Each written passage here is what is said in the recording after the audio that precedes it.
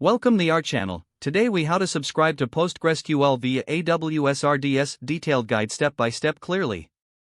To begin subscribing to PostgreSQL via AWS RDS, log into your AWS Management Console. Once logged in, navigate to the RDS service from the Services menu. In the RDS dashboard, click on Databases in the left-hand column. Click on the database identifier of that specific PostgreSQL instance. In the Connectivity and Security section, take note of the endpoint and port.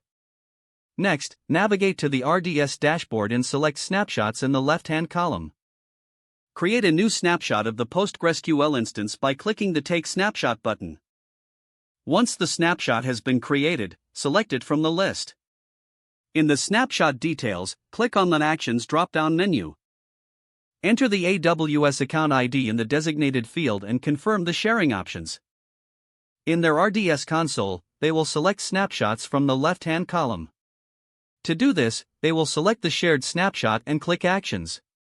From the Actions drop-down, choose Restore Snapshot. Once all fields are filled, click Restore DB Instance to initiate the process. The new PostgreSQL instance will now be provisioning based on the shared snapshot. They can then connect to the new PostgreSQL instance using the provided endpoint and port.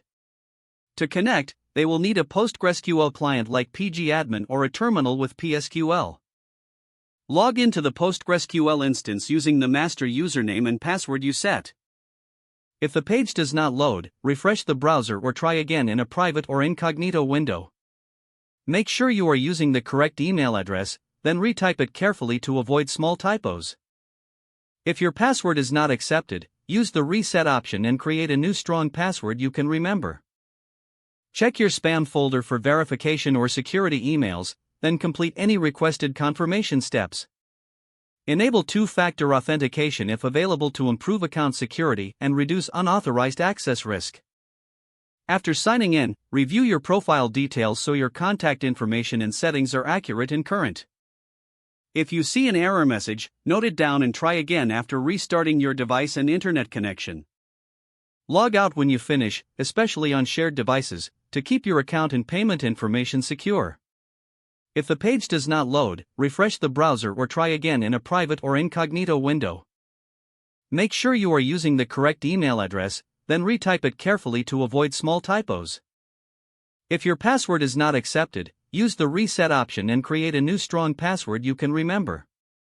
Don't forget to like this video and subscribe to our channel for more step-by-step tech guides.